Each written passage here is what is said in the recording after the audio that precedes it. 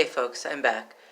Initially I had planned on making another video for maybe another week or two, but I decided to do that today for a reason. Today is Rosh Hashanah, and I was born and raised Jewish. I converted to Christianity after my mother converted to Christianity, and that was about 11-ish years ago. I did it under duress just because she had gotten involved with some radicals who they convinced her that her entire unconverted family would be used by Satan to hurt her. And I was the only one there in her life and caring for her. It made things very difficult. So I converted because I thought that it would make things easier. And it didn't. I didn't know at the time that these people were also probably perpetrators. I didn't know there was such a thing as organized stalking. I knew there were people interfering in our lives, but I didn't know it was this organized. They really interfered. Anyway, so I converted to Christianity.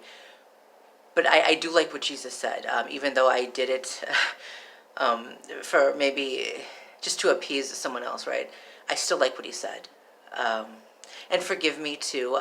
This recording isn't scripted. I know I said that when I make these videos, I'm probably going to read off of a script just because I stutter and I ramble. But this is raw. So if I do ramble on, I am sorry. So anyway, yeah, today is Rosh Hashanah, and even though I converted to Christianity, it's difficult because I can't go to services. I can't go and listen to the shofar, which,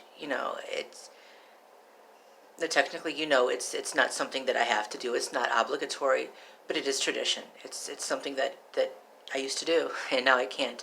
And it's not just because I converted out of Judaism. It's because of the stalking. My mom and I had tried to go to services a while back. I don't know if it was a year ago or two. Everything is kind of, it seems like it's just one straight line that's all bunched together now. It's time. We tried to go, and the perpetrators followed us, and they caused a lot of trouble. I don't know what they were saying to people, but clearly the lies were horrible. And well, I didn't go back. I figured my mother might have an easier time being there if I wasn't there with her, just because I figured I was the one being targeted, although, at the time I didn't know that there was such a thing as organized stalking. I knew that someone was following me around and lying terribly. So I figured, all right, I'm just going to stay home. It didn't work. She said that they were cold to her. They iced her out, so to speak. I don't know what's being said about us. But anyway, it's isolating. It's very isolating. And I just wanted to make this video because I almost feel exiled. Is this what exile is? Anyway, to our Jewish friends and allies, I just wanted to say Shana Tova, to a Happy New Year. And to everyone else, well, and to our Jewish friends as well, I wanted to explain myself, why I did what I did, why I defend what Jesus said. I can't think of a better time to do that, and I know this is going to get me into some trouble, but that's okay. So I know a lot of people who are turning away from Jesus right now, even people who were born and raised Christian. And it's because of the atrocities that are being committed in his name. But you need to remember, it's humans that are committing these atrocities. It's not God. Okay, anyone can say, thus saith the Lord. Anyone can say that, and then follow that up with whatever they want. Well, that doesn't make it true. It doesn't mean that any creator actually said that. Okay? There have been a lot of horrific crimes committed in the name of Christ that are not of him. And I think that the people who do that are turning more and more people away from him. They're doing a better job turning people away from Christ than anyone who claims to, any Satan worshiper or or someone who actively denounces Christ. Remember something, please. The Bible says that Jesus was the Word made flesh. Now, obviously, he's not flesh anymore. But he would still be the Word, if the Bible is true, he's the Word, okay? And his word was very simple. It's the golden rule. Treat others the way you would want to be treated. Don't do unto others as you would not have, don't do unto others what you would not want them to have, what you wouldn't want them to do unto you. It's that simple, right? It, it's that simple, but the human mind is not simple, right? People will lie to themselves to justify themselves, and in that they commit atrocities against other human beings, and they cause a lot of suffering, and when they do it in the name of Christ, people start turning away from Christ, and it's horrible. It's horrible to watch. Um, but you know, it was warned about. It was warned about. The Bible said that there would be people who would come, who would claim to be of them, but were not. Who would, I mean, wolves in sheep's clothing, who pretend to love God, but instead, they pretend to be innocent, but instead are wolves. They hate God, right? And when it comes to the word, you love it or you hate it. I mean, I guess we can't all follow it all the time, can we? It's. But here's the thing: if you love the word, you love Jesus. If you hate the word, you hate Jesus. All right, it's that simple. And the word was simply the golden rule. Okay, treat others the way you would want to be treated. Everything else is based on that. Everything. If you wouldn't want it done to you, don't do it to someone else, or at least try not to. Okay, it really is that simple. All right, there are a lot of humanitarians out there, really good people, who are merciful and compassionate, and they live their lives trying to help people, and they don't even realize that they've loved the word. They've loved the word without even realizing it, and it's such a shame. It's such a shame because you have all of these horrific atrocities being committed in the name of the word. So then you have people who actually genuinely, inherently love the word and they don't know it, right? And then vice versa. You have people who claim to love Jesus, but they hate him because they hate his word. And remember, he is his word, and his word is him. The two are the same. So, I'm not saying that anyone is perfect. We're not perfect. I'm not perfect.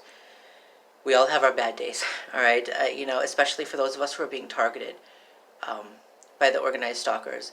We have our days where we just flip out. We start shouting, we start cursing, we start, and of course we have to remember too, to all of you, and this is a word of caution for all of you, don't hate those who hate you.